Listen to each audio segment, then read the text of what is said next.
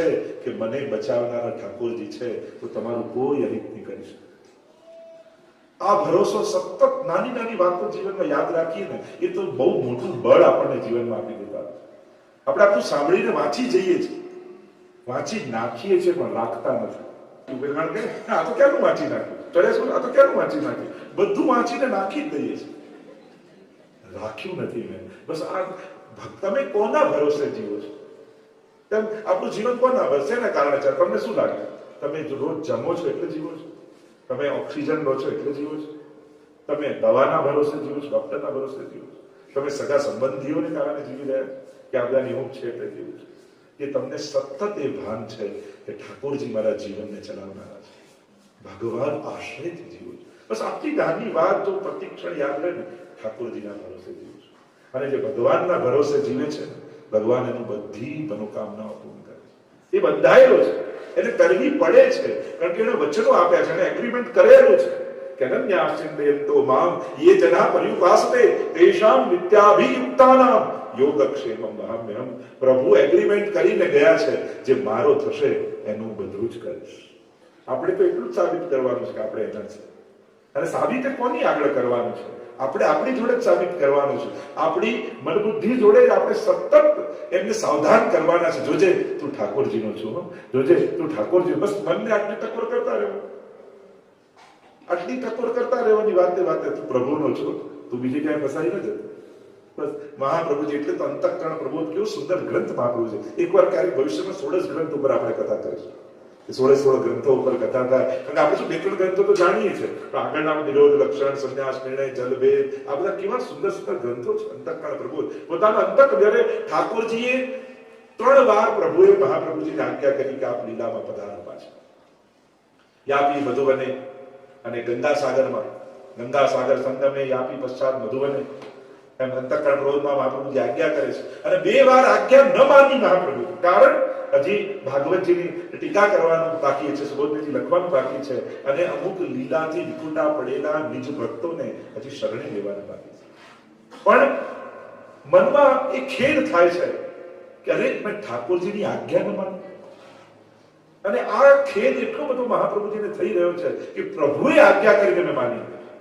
કારણ કે આ તો મહાપ્રભુ છે ને, પ્રભુ અને મહાપ્રભુ તો દૈવી જીવો માટે પધાર્યા છે, એટલે દૈવી જીવોને કૃપાનું દાન કરવાને એમના ઉદ્ધારનો સંકલ્પ લઈને પધાર્યા છે. પણ મનમાં ખેદ થઈ રહ્યો છે, અને એટલે અંતઃકરણ બદ વાક્યમ સાવધાનતયા શૃણુ કૃષ્ણાત પરમ નાસ્તિ દૈવમ વસ્તુતો દોષ વર્જિતમ ચાંડાલ ચેદરાજ પત્ની જાતા રાજ્ઞા ચ માનિતા કદાચિત અપમાનેવા ભૂતકાક્ષિતિર ભવેત. આ એટલું સુંદર અદ્ભુત રીતે મહાપ્રભુજી પોતાના અંતઃકરણને ઉપદેશ આપે છે. બીજા બધા ગ્રંથો કોઈને કોઈ વૈષ્ણવને નિમિત્ત બનાવીને ઉપદેશ આપે છે, પણ અંતઃકરણ પ્રબોધ મહાપ્રભુજી પોતાના અંતઃકરણને સમજાવે છે.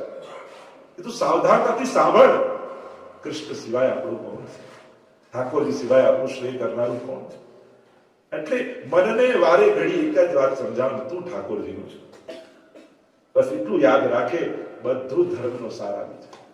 તો જ્યારે શરણે ગયા છે અને પ્રભુએ સર્વ વ્રજવાસીઓને અનન્યાશ્રયનું દાન કર્યું છે, અને 7 પ્રકારના અન્યાશ્રયો જે વ્રજવાસીઓને લાગ્યા હતા, એ 7 દિવસમાં 7 પ્રકારના અન્ય આશ્રયો એમને થાય અવૈદિક, લૌકિક, પારલૌકિક, પિતૃ, આ બધા 7 પ્રકારના જે અન્યાશ્રયોની ચર્ચા સુબોધનીમાં મહાપ્રભુજી કરી છે, એ બધા જ છોડાવી દીધા. પ્રભુના શરણે જશો તો કોઈ કમજોર પાસે ગયા હશો ને, તો પ્રભુ એને સામર્થ્ય આપીને તમારું કામ કરાવી દેશે. આપણને આની પાસે જઈશું તો જ થશે. ઘણી વાર એવું થાય કે સાવ નાનો વ્યક્તિ હોય, એ એવું મોટું કામ કરી આવે કે આપણને કલ્પના ન હોય કે આ કરી શકશે. પણ સામર્થ્ય આપનારા ઠાકોરજી છે, એ નાનાને મોટો કરનારા ઠાકોરજી છે, અને એમને ક્ષણવાર પણ લાગતી નથી. અને એટલા માટે વ્યક્તિ નાના મોટા હોઈ શકે, પ્રભુ પર ભરોસો તો મોટો જ રાખો. એમાં પછી નાનો મોટો નહીં કરવો. એમાં તો પ્રભુ સર્વ સમર્થ હોય, એ સર્વ સમર્થ છે. અને એટલે તો નિશ્ચિત પ્રતાપ નથી, એટલે નિશ્ચિત થઈ જાઓ, કે તમે જેની શરણે છો એ સર્વ સમર્થ છે, સર્વદા સમર્થ છે, સર્વમાં સમર્થ છે. એ દરેક ક્ષેત્રમાં હંમેશા. ઘણી વાર કોઈ વ્યક્તિ 5 વર્ષ સમર્થ હોય, પછી 5 વર્ષ ના હોય, પાછો થઈ જાય, એનું સામર્થ્ય બદલાતું રહે. પ્રભુ સર્વ સમર્થો હિ તતો નિશ્ચિત પ્રતાપ રજે. એ સર્વજ્ઞ છે અને સર્વ સમર્થ છે. એ સર્વને હિતનું જાણનારો છે અને સર્વનું કલ્યાણ કરનારો છે. અને જ્યારે વ્રજવાસીઓ શરણે આવ્યા, સાતે પ્રકારના અન્યાશ્રય દૂર કર્યા અને પ્રભુ ગોવર્ધનધારી બન્યા, ગિરિરાજધારી બન્યા. અને પ્રભુનું નામ જ ગિરિરાજધારી બન્યું. કારણ અહીંયા ઠાકોરજી એકમાત્ર ગિરિરાજજીનો આશ્રય અને પૂજન કરવાની આજ્ઞા કરી છે કે આ ગિરિરાજ જેવા છે જે ભક્તોના દુઃખોને હરનારા છે. અને ઠાકોરજીએ શરૂ કરેલી પરંપરાથી આજ સુધી એ ગિરિરાજજીનું પૂજન કરવામાં આવે છે. તો એવા ગિરિરાજધારી બન્યા પ્રભુ અને ભક્તોને અનન્ય આશ્રયનું દાન કરી સર્વ સંકટોમાંથી મુક્ત કરી.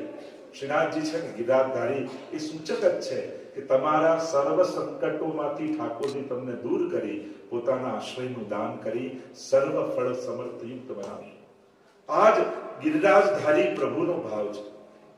કારણ કે જે સંકટ આવ્યું વ્રજવાસીઓ પર અને પ્રભુએ ગિરિરાજ ધારણ કરી ભક્તોને સંકટમાંથી મુક્ત કર્યા છે. તેવા પ્રભુ છે. તેવા ગિરિરાજધારીની ગાથા અહીંયા શ્રી મહાપ્રભુજી ગાન કરે છે. આइए पहले श्लोक का गान करें फिर रस दर्शन करें. શરૂઆત જ ખૂબ અદ્ભુત રીતે કે તમે જેનું આ અષ્ટક બોલવા જઈ રહ્યા છો. આપણે ત્યાં અષ્ટકની પણ એક પરંપરા છે. સંસ્કૃત સાહિત્યમાં અનેક પ્રકારના સ્તોત્રો હોય છે, એમાંથી આ એક અષ્ટકની પરંપરા છે. આપણે ત્યાં કેટલા પ્રકારના યમનાષ્ટક, ગિરિરાજધારી અષ્ટકમ, નંદકુમાર અષ્ટકમ, એવા અનેક પ્રકારના અષ્ટકો છે. 8 શ્લોકમાં જે સ્તુતિ કરવામાં આવે એને અષ્ટક કહેવામાં આવે. 8 શ્લોક દ્વારા સ્તુતિ કરવામાં આવે. યમનાષ્ટકમાં 9મા શ્લોકમાં ફલ છે, સ્તુતિ 8 શ્લોકમાં. એમ અષ્ટકની એક પરંપરા હતા. ગિરિરાજધાર્યાષ્ટકમ, આ અષ્ટક. તો એ અષ્ટકમાં જેની વંદના, જેની ગાથા ગાવામાં આવી છે, એ સેવ્ય, એ આરાધ્ય, એ ગિરિરાજધારી, એ ગોવર્ધનધારી, એ શ્રીનાથજી, એ શ્રી કૃષ્ણ કેવા છે એના સ્વભાવને સમજાવતા પહેલી જ લાઈનમાં, પહેલા જ શબ્દમાં કહ્યું ભક્તાભિલાષા ચરિતાનુસાર. તમે કોની ગાથા ગાવા જઈ રહ્યા છો, કોની વંદના કરવા જઈ રહ્યા છો? એ છે કેવો? તો કે ભક્તોની અભિલાષા અનુસાર ચરિત્ર કરવા વાળા. એટલે કે ભક્તો જેમ ઈચ્છે એ રીતે ચાલવા વાળા. એટલે કે ભક્તોના સુખાર્થ સઘળી લીલાઓ કરનાર. તમારો જેવો મનોરથ, તમારી જેવી ભાવના, ઠાકોરજી એ રીતે ચાલશે. આપણે એટલે તો શરૂઆત જેમ નવરત્નમાં પણ મહાપ્રભુએ નિજે ઈચ્છા કરી શકે. એના બે અર્થ આપણા આચાર્યો ટીકામાં કર્યા. એક નિજ પોતાની ઈચ્છા પ્રમાણે ચાલનારા, અને બીજો અર્થ એ કર્યો નિજજનોની ઈચ્છા પ્રમાણે કરનારા. નિજે ઈચ્છા કરી શકતી એટલે કે ભક્તો જેવી ઈચ્છા કરે, ભક્તો જેવી કામના અને ઈચ્છા રાખે એ પ્રમાણે ચાલનારા ઠાકોરજી છે. એટલે કે તમારા સેવ્ય પ્રભુ એ હવેલીમાં બિરાજે, તમારા ઘરે બિરાજે, સ્તોત્રમાં બિરાજે, પણ આ પુષ્ટિ પુરુષોત્તમ કેવા છે? તમારી ઈચ્છા અનુસાર ચાલશે. તમે જેવો ભાવ કરશો. તમારા સતત દુઃખનું નિવારણ કરનારા ઠાકોરજી છે. અને આખા ગ્રંથ હોય, ભાગવતજી હોય, મહાભારત હોય, રામાયણ હોય, જેટલા આપણા ધર્મશાસ્ત્રોને જુઓ, ઠાકોરજી હંમેશા પોતાના ચરિત્ર દ્વારા પ્રતિપાદન કર્યું છે કે હું ભક્તાભિલાષા ચરિતાનુસાર, હું ભક્તોની અભિલાષા અનુસાર ચાલવાનું. તમે જુઓ, દ્રૌપદીના ચીર ખેંચાતા હતા, બધા જ સંસારના કહેવાતા સગાઓ પાસે ગઈ. સામર્થ્ય હોવા છતાંય કોઈ આશ્રય ન આપી શકે. ઘણીવાર જીવનમાં સંકટ આવે તો ચારે બાજુથી આવે, સુખ આવે તો ચારે બાજુથી આવે. અને એવા સંજોગો થઈ જાય માણસના કે એમ થાય કે આમાં મારો સહારો કોણ મારી રક્ષા કરે? અને માણસ એ જ સમયે સંસારનો પરિચય એને થતો હોય છે. જો ઘણીવાર વિપરીત સંજોગોમાં જ જેમ સોનાની કસોટી ઘસીએ ત્યારે થાય, એમ સંસારની કસોટી ઘસાઈએ ત્યારે થાય. જ્યારે માણસ ઘસાયો હોય, સંકટમાં હોય, વિપત્તિમાં હોય, ત્યારે એને સંસારનો નિસ્સારતાનો એને પરિચય થાય છે કે આ સંસાર કેવો છે. આપણને એમ હતું કે આપણને સાચવે છે, પણ જ્યારે સમજાય કે હું એને નથી સાચવતો તો એ મને સાચવતો નથી. વ્યવહાર પ્રધાન છે એ સંસાર અને કૃપા પ્રધાન છે ભગવાન. જો આ લૌકિક, એ તો આચાર્ય કહેતા કે 3 પાયાની ખુરશી છે. આયો 4 ખુરશીમાં પાયામાંથી ચોથો ના હોય, 3 પાયાની ખુરશી હોય તો ડગ ડગ ડગ ડગ ડગ ડગ થયા જ કરે. તમારે એને બેલેન્સ કરીને બેસવું પડે કે પડી ન જવાય. સંસાર એવો જ છે કે તમે બેલેન્સ કરીને ચાલો તો તમારી જોડે ટક્યો. પણ આ લૌકિક 3 અક્ષર, લૌકિક 3 અક્ષરનો ખુરશી, પણ એમાં એક અક્ષર જોડી દો અને એ છે અ, એટલે અલૌકિક, તો 4 પાયાની ખુરશી થઈ જાય, જીવન સ્થિર થઈ જાય. સ્થિરતા માટે અલૌકિકતા સિવાય જીવનની સ્થિરતા પ્રાપ્ત નથી થતી. અને એટલા માટે વિપત્તિઓ અને સંકટો એને ગભરાવવું નહીં, એ જીવનનો સાચો પરિચય આપણને કરાવે, સાર અસારનો પરિચય કરાવે છે. અને એટલા માટે ઠાકોરજી તો સતત, તમે આ બધા જ કથાઓમાં જોઈ લો ભાગવત આદિની, એ ભક્તાભિલાષા ચરિતા અનુસારી, ભક્તોની અભિલાષા અનુસાર ચાલનારા છે. ઉત્તરાને ત્યારે બ્રહ્માસ્ત્ર છોડવામાં આવ્યો અશ્વત્થામા દ્વારા અને ગર્ભ ઘડી ગયો હતો, પાંડવનું છેલ્લું વંશ સમાપ્ત થવાના આરે હતું, અને ત્યારે અંગુષ્ઠ માત્રનું રૂપ ધરીને ઠાકોરજીના ગર્ભમાં પ્રવેશીને રક્ષા કરે. ઠાકોરજી તો ક્યાં ક્યાં કેવા કેવા રૂપે આપણી સામે આવીને ઉભા થઈ જાય છે, આપણે ઓળખી નથી શકતા એ જુદી વાત, બાકી એ કોઈ ને કોઈ રૂપે આપણી સાથે હોય છે. અને ભરોસો રાખીએ છીએ તો ઠાકોરજી બધેથી પાર કરે છે, પ્રભુ જ કરનારા છે. અને એટલા માટે જ્યારે વિપરીત સંજોગો હોય ત્યારે ભરોસો વધારી દેવો, ના પ્રભુ છે, પ્રભુ છે. એટલે પ્રભુ એ સમયે આપણા ભરોસાની પરીક્ષા કરતા હોય કે આને વિશ્વાસ રહે છે કે નહીં. આને અનુકૂળતાઓમાં તો દેખાયો, પણ પ્રતિકૂળતામાં આ કેવળ અનુકૂળતામાં જ મારો છે, આ કેવળ સુખનો જ મારો. આપણે સંસારમાં એમ કે એક બધા સુખના જ સગા, તો આપણે ભગવાન જોડે સુખના જ સગા નથી હોતા. આપણને જે વસ્તુ નથી ગમતી આપણે એવા જ ઠાકોર જોડે વ્યવહાર કરીએ. સુખમાં હોય તો બધા સગા, ઠાકોર જોડે સુખ આપે તો આપણે ઠાકોરની સગા, અને દુઃખ આવે તો ભગવાન મારે કોઈ વ્યવહાર નથી. તો ઠાકોરજી જોડે આ મારો સુખનો જ સગો છે. તો જે આપણને નથી ગમતું હોતું એ જ ઘણીવાર આપણે કરતા હોઈએ છીએ. આપણી જોડે જે નથી, જે લોકો કરતા હોય, જે આપણને ના ગમતું હોય ને, આપણે ઘણીવાર એવા થઈ જતા હોય છે કે જે આપણને નથી ગમતું, તો કમથી કમ આપણને ન ગમતી વસ્તુ તો બીજાને ના આપી. આપણને ક્રોધ આપણા પર કોઈ ખીજાય, ગમે તમને? આમ બહુ ખીજાય, તમારું અપમાન કરે, ગમે? ના ગમે તો તમે બંધ કરી. આપણને જે નથી ગમતું તો આપણે બીજાને ના આપીએ. જે વસ્તુ આપણને નથી ગમતી તો આપણે બીજાને કેમ આપીએ? અને એટલા માટે ભક્તા વિલાસા ચરિતાનુસારી, ભક્તોની અભિલાષા અનુસાર ચરિત્ર કરનારા. પહેલા જ વાક્યમાં ઠાકોરજીનો પરિચય આપી દીધો, ભગવાન અપી પુષ્ટિસ્થો ન કરીષ્યતિ લૌકિકીમ જગતિમ. જીવ એનું કલ્યાણ જાણતો નથી, પણ ભગવાન તમને અકલ્યાણના માર્ગે જવા દેતા નથી. આપણે આપણું કલ્યાણ શેમાં છે આપણને ખબર નથી. આપણને તો ઊંધા રસ્તે જવું ગમે. ચોખ્ખી જ વાત છે, પાપ કરવામાં જે મજા આવે, પુણ્ય કરવામાં તો કંટાળો. હવે માળા ક્યાં સુધી ફેરવવા, વ્રત ક્યાં સુધી કરવાનું, આ પાઠ ક્યાં સુધી કરવાનું, તરત કંટાળી જઈએ સારું કરવાનું. પાપ તો હજી બીજો ચાન્સ ક્યારે મળે, હજી બીજી વાર આમ ક્યાં મળે, હજી કઈ રીતે બીજાનો લઈ લો, હજી ઓલવેઝ એની તો તત્પરતા રહે છે. વિચાર કરો, આપણે છીએ કેવા? આપણી જાત પર ભરોસો રાખવા જેવા આપણે છીએ ખરા? આપણે બીજા પર ભરોસો નહીં રાખવાની વાત કહીએ છીએ, પણ ખરેખર આપણે આપણા પર ભરોસો રાખીને ચાલીએ એવા આપણે છીએ? વિચાર તો કરો. જો વિચારશો તો તમને એમ જ થશે કે મારા પર મારે ભરોસો રાખવો જ ન જોઈએ, મારે તો ઠાકોરજીના વચન પર ભરોસો રાખવો જોઈએ. અને મારું મન ક્યારે પાટલી બદલીને બીજી જગ્યાએ બેસી જાય કોને ખબર? આપણે તો છીએ જ કેવા. એટલે બહુ આપણા પર ભરોસો આ બાબતમાં રાખવા જેવો નથી. આ મન તો એવું છે કે ક્યારે એના ભરોસે જો ગાડી ચલાવો તો ગાડી ક્યાં લઈ જાય કોને ખબર છે. અને એટલા માટે વચનો ઉપર ભરોસો રાખો, મહાપ્રભુજીના વચન પર શ્રદ્ધા રાખો. ક્યાંક મારું મન એમના વચનોથી વિપરીત તો નથી જતું ને, એ ચેક કરતા. એટલે દુનિયામાં પાપ વધ્યા, દુનિયામાં આમ થયું, દુનિયામાં આમ થયું, એમ રસોડાના ડબ્બા ખોલવા જેવું જ છે આ દુનિયામાં દોષો જોવા. આપણે તો આપણી શુગર ચેક કરતા રહેવાનું. ડોક્ટરે આપણી શુગર ચેક કરવાની કહી છે, રસોડામાં પડેલા ડબ્બાની નહીં. એમ ન્યૂઝ જોઈ જોઈને દુનિયામાં શું વધી રહ્યું છે જોવા કરતા સત્સંગમાં પુસ્તક વાંચી આપણી અંદર શું વધ્યું એનું ચિંતન પહેલા કરવું. મારી અંદર તો બધું લેવલ બરાબર છે ને બધા. અને એટલા માટે અને એ જીવનની એ જ સમજ છે. ભક્તા અભિલાષા ચરિતાનુસારી, ભક્તોની અભિલાષા અનુસાર ચાલનારા ઠાકોર. અને એટલા માટે જેવો જેવો ભાવ તમે ઉત્તમ રાખશો, તમારી ઈચ્છા પ્રમાણે પ્રભુ ચાલશે. પરસ્પર છે. જે વ્યક્તિ ભગવાનની ઈચ્છા પ્રમાણે જીવે છે એ જ વ્યક્તિની ઈચ્છા પ્રમાણે ભગવાન પણ ચાલે છે. ભક્તા વિલાસા ચરિતાનુસાર, નિજેચ્છા નિજજનોની ઈચ્છા પ્રમાણે. આજે આને કેવો મનોરથ છે, જો આપણા ભાવ પ્રમાણે તો ઠાકોરજી બાલક બનીને બેઠા, તો દુનિયાનો પિતા છે, એ જગતનો નાથ છે. અહમ વૈશ્વાનરો ભૂત્વા પ્રાણીનામ દેહમાં સુત. તમારા ખાધેલા અન્નને જે પચાવનારો છે એને તમે ભોગ કરો છો, અને એ આરોગ્ય છે. એ ચોક્કસ વાત છે, એ નિશ્ચિત વાત છે. શાસ્ત્રોક્ત વાત છે. ઘણી લોકોને એમ થાય ત્યારે બહુ જમવાનું મળે એમ થાય કે આ બધું ભોગ ધરવું, સેવા કરવી, આ તો બધું જૂનવાણી, નવામાં તો આપણે બધું આ બધું છોડીને કરી આમ જ કરવું જોઈએ, મેડિટેશન કરવું. તો આ પણ તમે શાસ્ત્રોક્ત ભક્તિ કરો છો, આપણું કલ્પિત ભક્તિ નથી.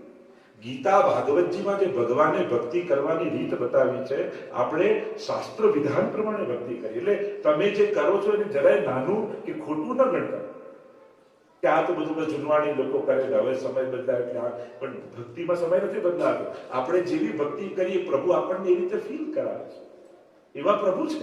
એટલે આપણી ભક્તિ નાની નહીં ગણવી, અશાસ્ત્રોક્ત નહીં ગણવી, ખોટું નહીં ગણવું. આપણી આ કોઈ અંધશ્રદ્ધા નથી, શાસ્ત્રોક્ત શ્રદ્ધા છે.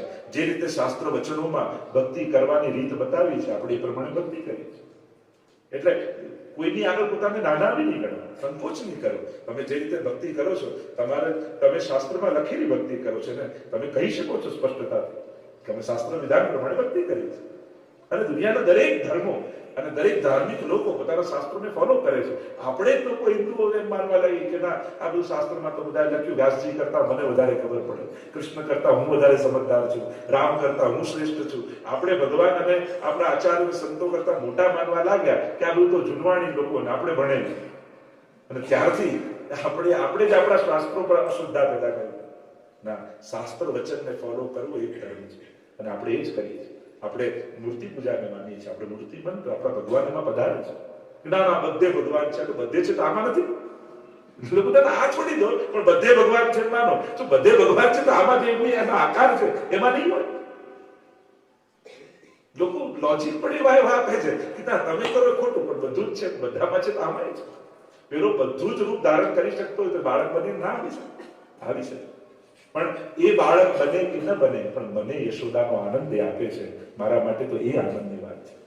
એ કૃષ્ણ બને ને આવે છે, એ આવે ન આવે જુદી વાત, પણ મને ગોપીનો આનંદ મળે છે, મારા માટે તો એ મોટી વાત છે. એટલે મોટી વાત તો આપણે જે શ્રદ્ધાનો આનંદ લઈએ છીએ, એ આપણી શ્રદ્ધા જે આપણને આનંદ આપે છે, એ આનંદની વાત છે. એ કેવો છે ને શું છે એ તો બીજો સબ્જેક્ટ આવે. પહેલો એ છે કે જ્યારે હું મારા લાલનને જોઉં ત્યારે મને એવું ફીલ થાય કે હું યશોદા છું. અને યશોદા તરીકેનો જે એક આનંદ અને ગૌરવ ફિલિંગ જે મારી અંદર છે, અને એ જે મને સુખ આપે છે, મારા માટે તો એ વંદનીય છે, એ આદરણીય છે. અને તમે યશોદા બનો તો એ લાલન બને જ છે, કારણ એ સર્વસમજ છે, એ સર્વ રૂપમાં છે. તો બધા રૂપમાં એ હોય તો આ રૂપમાં એ કેમ ના આવી શકે? જો તમે એ સ્વીકારતા હો કે બધે કણકણમાં છે, તો આમાં કેમ ના હોય?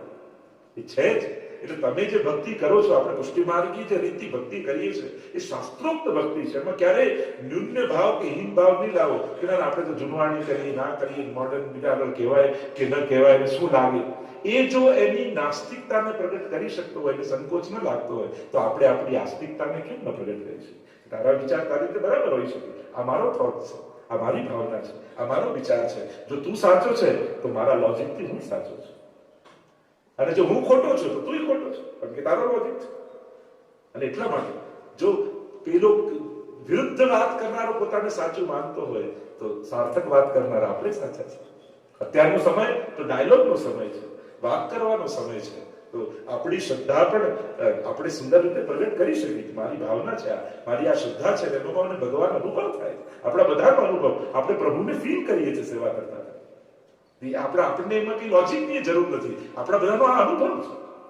આપણે માણીએ છીએ ઠાકોરજીને, આપણે ફીલ કરીએ, આપણે અનુભવ કરીએ છીએ, આપણો પ્રભુ છે.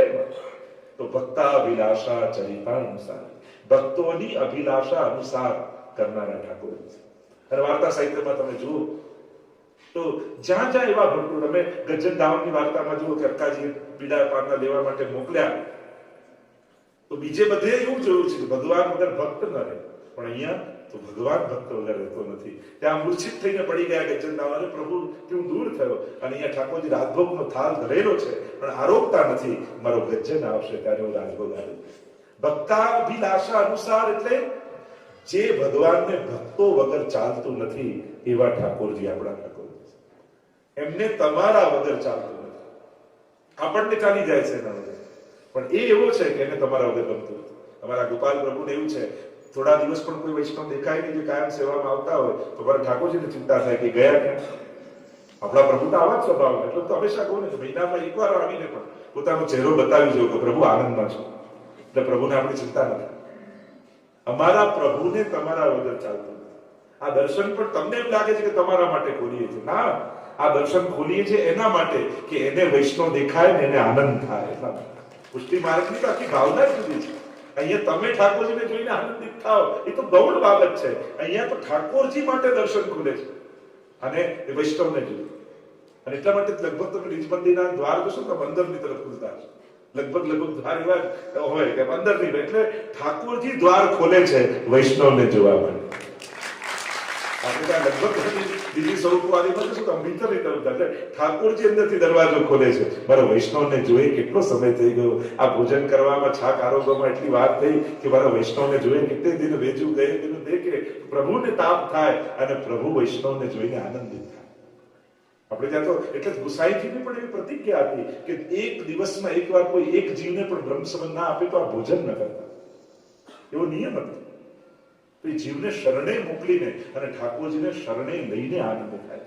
એટલે આપણને એમ લાગે છે કે તમારે એક તરફથી બધું ચાલી રહ્યું છે. આ એક દોનો ઓર પ્રેમ પલતા હે, આપણે તો હિન્દી સાહિત્યકારોની પ્રસિદ્ધ વાક્ય છે, પેલી સુંદર કવિતા છે. પ્રેમ તો બંને બાજુ છે. અહીંયાથી પ્રેમ સામે પ્રતિસાદ, પ્રેમ અને પ્રતિસાદ બંને પરસ્પર ચાલતા હોય ત્યારે પ્રેમની સફળતા દેખાય. અને એટલા માટે તમે એમ ન માનતા કે સેવા કરીને તમને આનંદ થાય છે. તમારા હાથની માળા, તમારા હાથના હિંડોળા, તમારા હાથની ટોકરી સિદ્ધ કરી, આ બધું આરોગી ઠાકોરજી તમને યાદ કરીને આરોગતા હોય છે. હિંડોળામાં બિરાજ્યા હોય તો જેને જેને ભર્યા હોય બધાને યાદ કરે ઠાકોર. માળા જેને બનાવી હોય એને યાદ કરીને ઠાકોરજી માળા ધરે. આપણે ત્યાં આ બધો જ ભાવ પરસ્પર છે. એક તરફી પુષ્ટિમાં પૂજા હોય, એક તરફી હોય કે જ્યાં ભક્ત ભગવાનને ચડાવતો જાય, ચડાવતો, એટલે ત્યાં ચડાવવું કહેવાય, અહીંયા ધરાવવું કહેવાય. તમે આ ધરાવ્યું, તમે આ ધરાવ્યું, ત્યાં ચલો આ ચડાવો, આ ચડાવો, આ ચડાવો, અને ચડાવ્યું એટલે વન વે છે અને અહીંયા ટુ વે છે.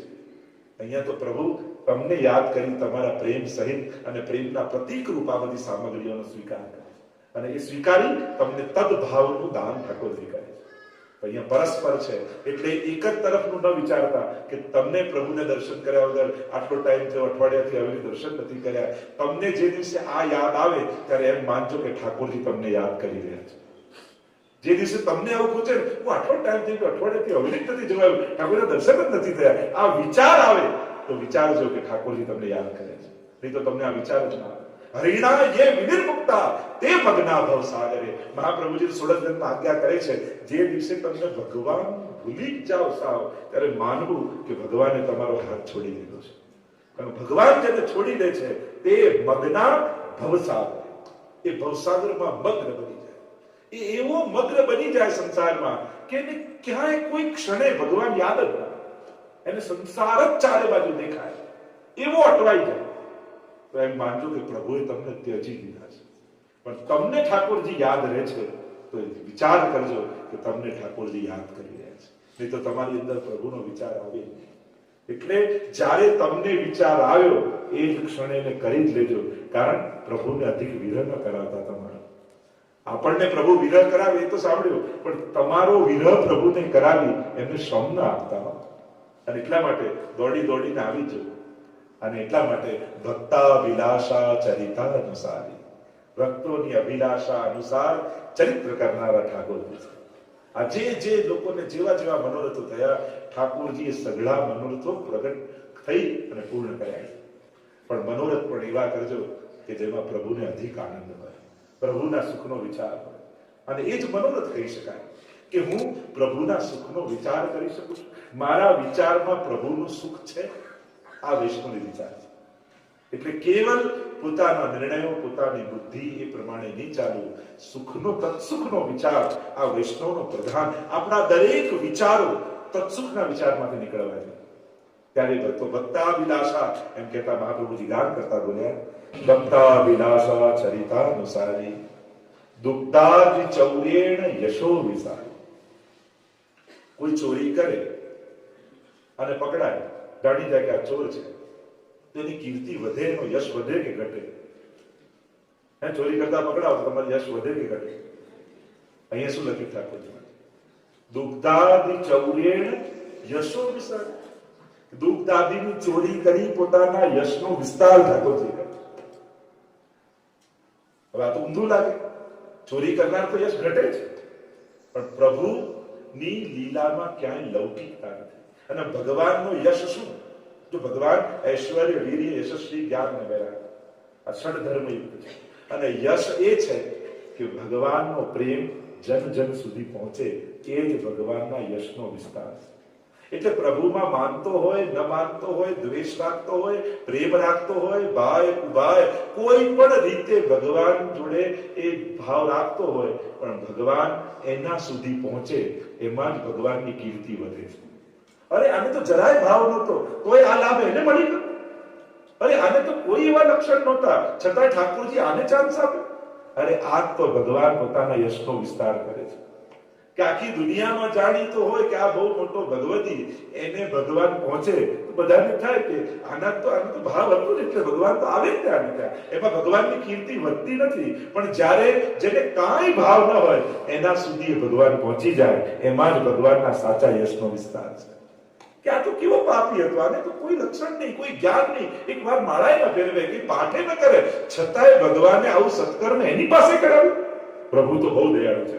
તરત આપણે બોલી છીએ કે જેની પાસે કલ્પના આપણે ન કરી હોય કે આના હાથે કોઈ સત્કર્મ થાય, આના હાથે સેવા થાય, આની ભક્તિ ભગવાન સ્વીકાર કરે અને ભગવાન એનું સ્વીકારી લે, તો સાચો ભગવાનનો યશ ત્યારે જ વધે છે.